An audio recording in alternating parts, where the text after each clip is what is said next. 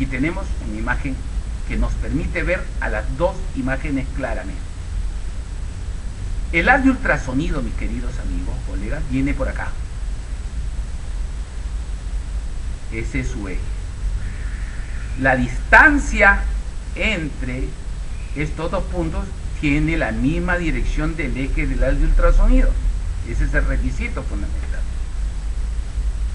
De tal manera que yo voy a poder ver cuando la longitud del pulso es menor que esta distancia a los dos puntos separados e independientes. Si la longitud del pulso, la medida del pulso sea mayor que esta distancia, lo voy a ver como un solo punto. Vamos a poner un ejemplo. Supongamos que la distancia entre este punto y este punto es 1 centímetro. ¿Ok? 1 centímetro. Y la distancia está en el eje del haz de ultrasonido. Supongamos que el transductor que yo tengo tiene una longitud de onda de medio centímetro. Por lo tanto, la longitud del pulso es de medio centímetro, la distancia entre los dos puntos es 1, por lo tanto, yo voy a ver a los dos puntos separados. Supongamos que ese transductor con el que yo tengo una longitud de onda de un medio centímetro es de 5 MHz. Si yo utilizara uno de 3.5, ¿qué pasaría con la longitud de onda?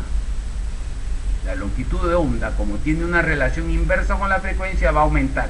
Entonces, ahora mi longitud de onda va a ser de 1.5 centímetros. Al ser la longitud de onda 1.5 centímetros, es mayor que la distancia entre los dos puntos. Por lo tanto, lo voy a ver como un solo punto. ¿Y por qué ha ocurrido esto? Por la frecuencia. Por lo tanto, a mayor frecuencia, voy a tener menor longitud de onda y va a ser siempre menor que ese espacio y yo voy a poder ver los dos puntos separados. ¿Está claro? Es crucial para el detalle ecográfico la frecuencia. A mayor frecuencia, menor longitud de onda, por lo tanto veo los dos puntos completamente independientes.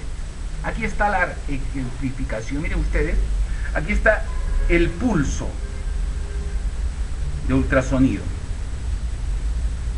El transductor no envía en forma continua el ultrasonido en ultrasonografía obstétrica, porque hay otro tipo de ultrasonido que es el Doppler continuo. Eso es otra cosa. Aquí envía impulsos. Se envía un puñete y espera la respuesta para enviar el siguiente puñete, como si fuera un boxeador. Aquí, esta es la longitud del pulso. Miren, la medida de la longitud del pulso es mayor que la distancia entre las dos líneas. Por lo tanto, lo que yo voy a ver va a ser un solo punto. En cambio aquí, aumentando la frecuencia, ¿qué hago con el pulso? Lo achato más. Su medida va a ser menor que la distancia entre los dos puntos y yo voy a poder ver los dos puntos separados. Esta es la explicación física de por qué los traductores de mayor frecuencia te dan imagen más nítida. Entonces, esta resolución axial es directamente proporcional a la frecuencia. A mayor frecuencia, mayor resolución axial y es inversamente proporcional a la penetración. Maravilla. Otro punto importante. Si yo tengo más frecuencia, veo mejor, pero penetro menos. Basado en ese principio, los traductores de alta frecuencia lo utilizaremos en estructuras superficiales. Si yo tengo un examen de mama y les doy a ustedes a elegir entre un traductor de 5 MHz y uno de 7, ¿cuál van a elegir? Naturalmente el de 7, porque van a ver nítido y se van a quedar solamente en la superficie. En cambio, si les doy uno de 5, van a ver regular porque va a tender el sonido a penetrar hacia el tórax. Y si le doy uno de 3.5, con mayor razón. Y si le doy uno de 2, con mayor razón. No voy a ver nada. Por lo tanto, necesito un traductor de alta frecuencia para ver nítido y quedarme únicamente en la superficie. La resolución por detalle lateral o transversal discrimina dos puntos separados por una distancia que es perpendicular al eje del haz de ultrasonido. Y esto depende de un botón del equipo que se llama el foco. No depende de nosotros, depende de un botón que nos permite el equipo para mejorar este tipo de resolución. Exactamente como cuando ustedes tienen un proyector y están proyectando una película en su casa y están utilizando su proyector de casa, están viendo y los muchachos dicen, ay, no se ve muy borroso. ¿Qué es lo que haces? Vas al foco y lo ajustas para que salga nítido. Esta es la resolución transversal. Aquí vemos los dos puntos separados, pero la distancia al revés de la anterior es perpendicular al haz de ultrasonido. Y la resolución por contraste está directamente relacionado con la escala de grises. ¿Qué es la resolución por contraste? Es la capacidad de ver la mayor cantidad de tonos entre el negro negro y el blanco blanco. Es decir, mientras el equipo tenga mayor capacidad de establecer los diferentes tonos de blancos y tonos de negros, mejor será su resolución por contraste. Y esto, al momento actual, está en más o menos 256 niveles de tonalidades. La escala de grises o resolución por contraste junto con la resolución axial son las más importantes. Y a tal punto la importancia de la escala de grises o de la resolución por contraste que les doy un ejemplo.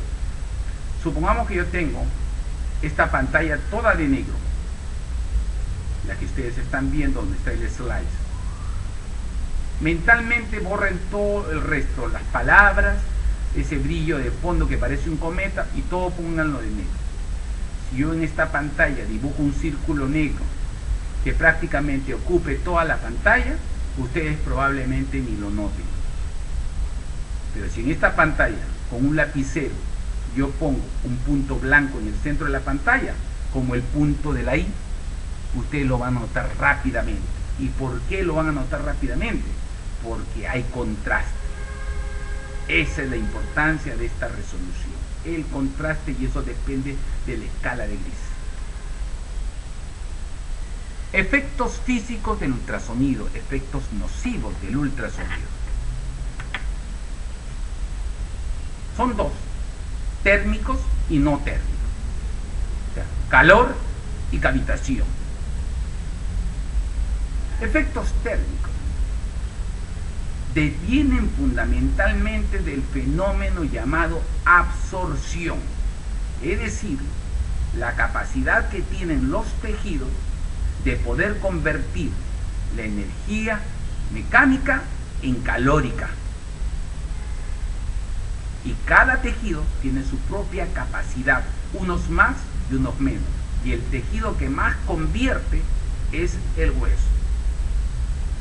Y esto se mide por un índice que se llama el índice térmico, que es de 3 tipos: